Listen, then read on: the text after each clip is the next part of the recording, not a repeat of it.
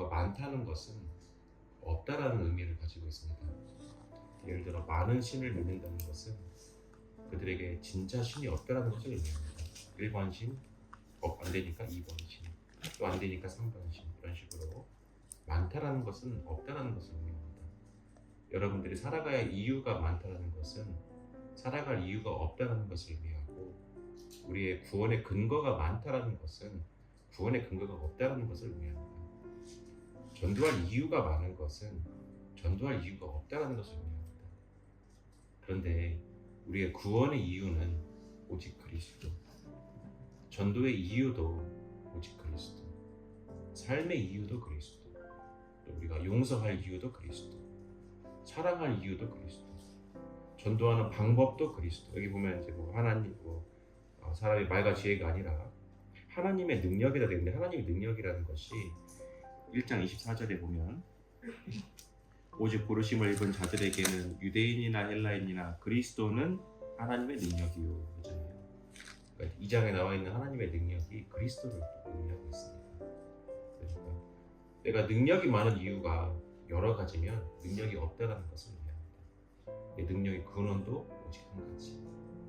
그래서 아는 것이 많은 것이 중요한 것이 아니라 모르는 것이 많은 것이 훨씬 더 유익한 것입니다. 내가 하고 싶은 것이 많다는 것은 자기가 뭘 하고 싶은지 모르는 거예요.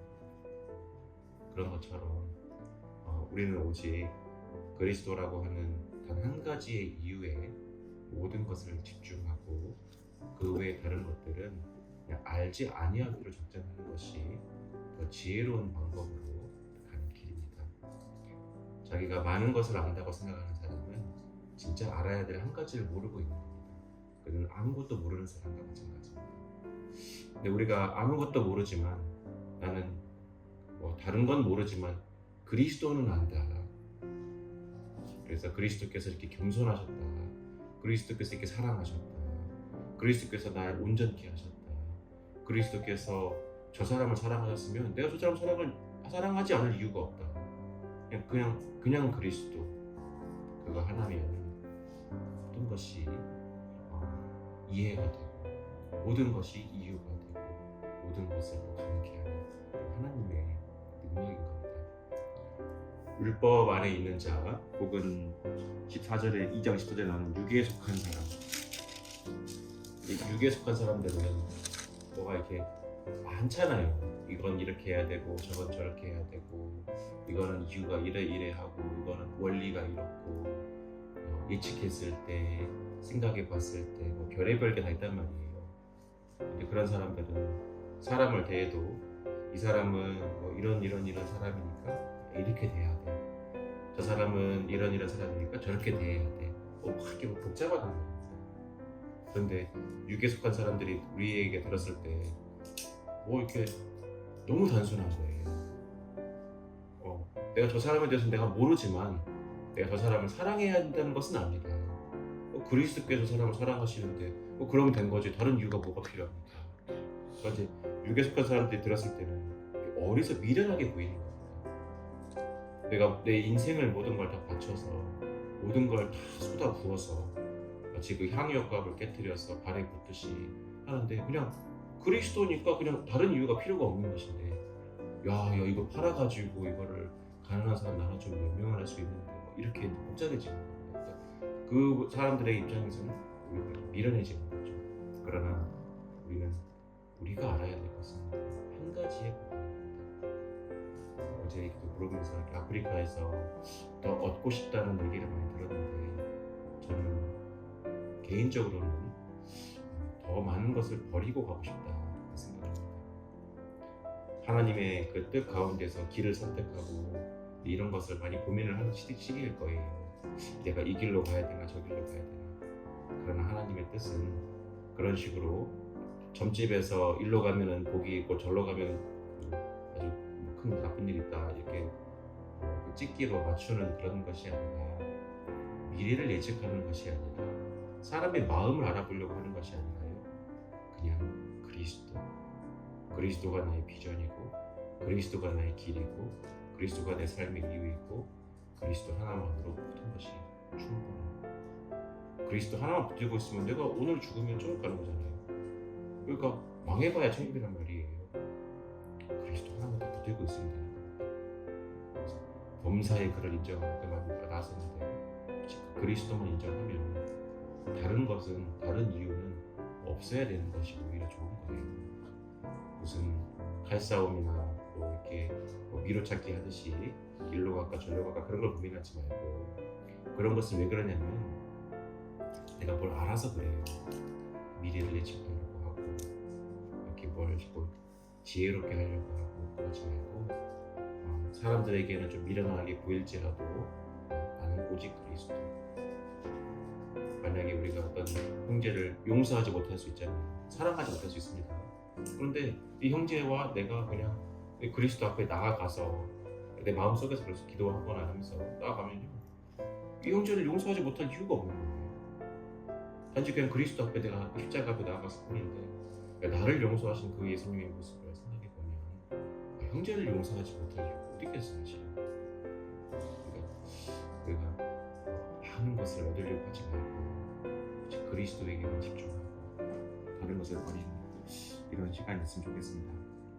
그리고 이제 전도하는 것도 4절에 보면 내 말과 내 전도함이 지혜에 권하는 말로 하지 아니하고 다만 성령의 나타남과 능력으로 하여 했는데, 성령에 대해서 말씀하시기를 12절에 보면 우리가 세상의 영을 받지 아니하고 오직 하나님께로 온 영을 받았으니 이는 우리로 하여금 하나님께서 우리에게 은혜로 주신 것들을 알게 하십니다. 성령이 하신다는 것은 어떤 은혜를 얘기하는 것이고, 은혜의 결과를 나타나는 것과 능력의 것이 그리스도니까, 아까도 이제 언어 얘기했잖아요. 바디랭귀지 이렇게 얘기했는데, 우리의 언어는 그냥 그리스도가 우리의 언어인 거예요. 조금 더 쉬운 말로 하면 사랑이 우리의 언어인 겁니다. 좀 이해를 돕기 위해서 예를 들면 솔로몬의 재판 때 보면 진짜 어머니와 가짜 어머니가 있는데, 진짜 어머니는 유창한 히브리어로 이 아이를 저 여자에게 주십시오 이렇게 말을 했습니다. 이 아이가 내 것이 아닙니다라고 유창한 히브리어로 말을 했어요. 가짜 어머니는 마치 자기 것인 것처럼 아유 저 여자 줄 바에는 반반 갈라버립시다. 내 거 되지 말게 하고 저 여자를 내 아들 줄 바에는 차라리 그냥 죽이겠습니다. 히브리어로는 자기의 것임을 주장했습니다. 자기의 어떤 권리를 주장한다고, 죽이자는 말을 한다는 것은 자기 거니까 얘기한 거잖아요. 유창한 히브리어로 자기 것을 주장했지만 진짜 어머니가 판결이 난 것은 오직 그 사랑이 진짜 언어이기 때문인 것입니다. 여러분들이 어설프게 무슨 말로 설득하고 할 수 있는 뭐 그런 것도 안 되겠지만 그렇게 하려고 하지 말고 따뜻하게 어떤 뭐 미소라든지 또 우리 스스로가 기뻐하는 것, 성령의 나타남과 능력으로 한다 했을 때 그 성령께서 내 안에 기쁨이 되시고, 근데 그 사람을 알지 못하지만 그 사람이 구원받았는지 못 받았는지, 그 사람이 뭐 구원 받을 사람인지 안 받을 사람인지, 좋은 마음인지 안 좋은 마음, 이거 내가 알 그런 건 모르지만 그냥 성령이 내 안에 기쁜 거예요. 그러면 그 사람은 그냥 알아서 알아듣는 겁니다. 그 사람이 이렇게 기뻐하는 걸 보니까 날 사랑하는구나. 한마디의 말을 하지 못했지만, 내가 영어를 하지 못하지만 그냥 그래도 알아듣는 거예요. 우리가 기뻐만 하면 되는 겁니다. 우리가 그 사람들을 따뜻하게 안아주면 그 사람들은 그냥 이게 뭐 이 사람들이 말은 안 통하지만 그냥 뭔 말인지 알겠는 거예요. 그냥 이게 왜 왔는지, 무슨 뭐 컨벤션도 있는 것도 이미 다 알고 온 이유 다 알고 있기 때문에 이게 참 따뜻한 마음으로 우리에게 저런 것을 초대를 해서 좋은 걸 주려고 하는 거구나 하는 것이기 때문에, 오직 성령에 나타나는 거거든요. 그리스도의 사랑, 그리스도의 겸손. 어떤 사람을 만날 때 있어서 육신에 속한 사람은, 육에 속한 사람은 뭐 이렇게 기준이 많습니다. 피부가 어떻고, 위생이 어떻고, 재산이 어떻고, 국적이 어떻고. 근데 오직 우리는 그리스도가 우리에게 나타날 때에는 그냥 우리가 아는 것은 각각 자기보다 남을 낮게 여기고, 빌립보서 2장 말씀에 보면 자기보다 남을 낮게 여기라 하시면서 이건 그리스도의 마음이다 말씀하시거든요. 수가 있는 5절에 보면. 그러니까 그리스도의 마음을 우리로 통해서 이렇게 나타난다면 우리가 만나는 형제자매들이 당신이 나보다 낫습니다. 무슬림이라도 힌두인이라도 불교인이라도 다른 어떤 카톨릭이라도 당신이 나보다 낫습니다. 사도 바울은 고린도 교회에 있으면서 내가 약하고 두렵고 심이 떨었다.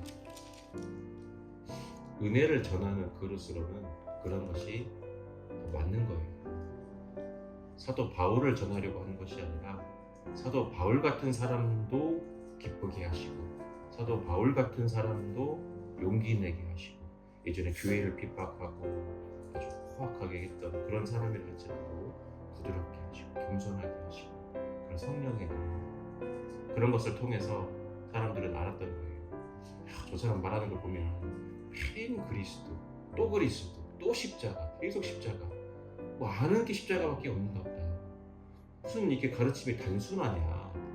세상은 이렇게 복잡한데 이것도 이유가 그리스도고 저것도 이유가 그리스도고 그리스도밖에 모르는 거야 하는데 그 사람이 변화된 모습을 기뻐하고 행복해하고 쥐뿔도 없으면서 만족해하고 그렇게 위험한 가운데 있으면서도 안전함이 있는 것처럼 평안하고 감옥에 보낼 때는 노래 부르고 있고 이런 것을 보면서 그리스도 하나가 진짜구나 라는 것을 아는 데 있어서 나의 연약함을 자랑하고 나의 낮아짐을 자랑하는 것이 훨씬 유리했던 거예요. 사도 바울이 부족한 것이 있었지만 그 부족한 것이 오히려 은혜를 전하는 그로서 훨씬 더 유리했던 거예요. 그래서 우리가 전하는 것은 그 은혜를 전하는 것이기 때문에 우리가 더 잘난 척, 훌륭한 척, 깨끗한 척, 거룩한 척 이런 거 하지 말고 더 못난 사람으로서 더 부족한 사람으로서 우리가 먼저 구원받았다는 것은 먼저 죄를 지었다는 것이고 우리가 구원이 더 확실하다는 것은 죄인인 것이 더 확실하다는 것이고 내가 은혜를 더 크게 받았다는 것은 죄가 더 많다는 것일 뿐이지 그런 사람인 것이 아니라 나에 대해서 증명할 것이 없고 오직 그리스도만 당신에게 전달됐으면 좋겠습니다. 그런 마음으로 나아가면 좋겠습니다. 그래서요 우리가 이렇게 오늘 하루 함께 동행을 하면서 8시간을 갈 건데 정말 그 사람들을 사랑하고 그런 그 사람들을 존중하고 나보다 낮게 여기고 여러 가지 해야 될 것들이 많이 생길 거 아니에요. 그럴 때 오직 그리스도, 오직 십자가 한 개만 붙들고 있으면 좋겠습니다. 참, 그 십자가가 참 생각해서 놀라운 겁니다. 십자가는 아버지가 자녀를 위해 죽어주신 정성인 거예요. 그래서 그분이 우리를 생각하셨을 때 우리가 죄를 지었지만 부모는 이런 마음이 있을 때가 있는데 자녀가 넘어져서 다치면 부모는 자기 잘못 같은 거예요. 내가 얘를 제대로 케어를 못하고 자녀가 공부를 못하면 그리고 사회생활에 어려움을 겪으면 자기 잘못 같은 거예요. 내가 얘를 어렸을 때부터 내가 좀 능력이 있었으면 잘 가르쳤을 텐데 내가 좋은 머리를 물려줬으면 너무 좋았을 텐데 참 미안한 거예요. 볼 때마다 혹시 그 자녀가 싸움을 해서 누구를 다치게 하고 경찰서에 가도 물론 이제 뭐 경찰관에게 미안합니다. 피해자에게도 미안합니다. 합의만 해주십시오. 그런 마음을 가지만 그 가해자인 자녀에게도 미안한 거예요. 내가 얘를 외롭게 한 것 같고 이 아이를 힘들게 한 것 같아서. 근데 십자가가 그런 겁니다. 우리가 지옥 가는 것이 꼭 하나님 잘못 같고 우리가 이 땅에서 고통받는 것이 하나님이 우리를 그렇게 만든 것만 같은 아비가 자식을 불쌍히 여김 같이 긍휼히 여기시고 마치 그 하나님 잘못인 것처럼 여기지만 하나님이 잘못을 해서 하나님이 죄인의 마음이 된 것이 아니라 우리를 너무 사랑하시기 때문에 하나님 잘못 같은 그런 마음을 가지고 십자가에 죽으셨기 때문에 거기서는 어떤 불평도 있을 수가 없고 우리가 심지어 하나님 앞에 십자가 앞에 나아가서 하나님 나 오늘 너무 짜증납니다. 나한테 이런 힘든 거 주십니까? 그럼 그 그리스도의 십자가는 분명히 우리에게 미안하다 나의 잘못이다 저 형제 때문에 내가 너무 힘듭니다. 왜 나를 이렇게 힘든 형제와 이렇게 함께 하게 하셨습니까? 그리스도의 십자가가 말하는 것은 정말 미안합니다. 함께 살봅시다. 모든 세상의 죄를 짓다는 것은 그런 걸 의미하는 겁니다. 그 그리스도의 십자가가 우리에게 딱 서 있다는 것은요, 진짜 모든 것을 의미하는 거예요. 어떤 논리로, 어떤 이유로, 어떤 방법으로 그런 것이 아니라 그냥 십자가가 아무것도 설명하지 않았는데 그냥 다 이해가 되는 거예요. 그냥 그 죄를 대신 져주시는, 우리를 향해서 미안하다 하시는, 미안할 게 없으신데 미안해 하시는 듯한. 그래서 우리가 그 십자가 앞에 나아가서 그 십자가 앞에 선 사람이었던 마음을 가지고 오늘 하루를 살아가다 보면 내 마음이 더 낮아지고 내 마음이 더 기뻐지고 더 행복하고 더 이렇게 마음이 평안하고 안전감과 그 충만함이 넘칠 수밖에 없다 생각을 합니다. 그래서 우리가 알고 있는 많은 것들을 좀 내려놓는 하루가 됐으면 좋겠어요.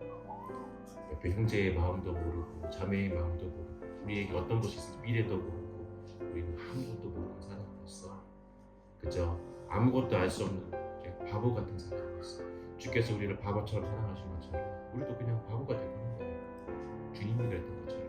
그래서 그 사람들을 함께 여기고 또 사랑하고 주님의 심령으로 했으면 좋겠다. 주님의 어떤 십자가 앞에서 우리가 그 차를 타면 그 차가 너무 편하게 느껴질 것이고 내가 어떤 환경이 있을지라도 주의 십자가만 내가 붙들고 있으면 그 앞에서는 아무것도 문제되지 않는 것이 분명합니다. 그래서 좀 우리가 예수 그리스도와 그 십자가에 못 박히신 것 외에는 바보처럼 되는 그런 하루가 되었으면 좋겠습니다.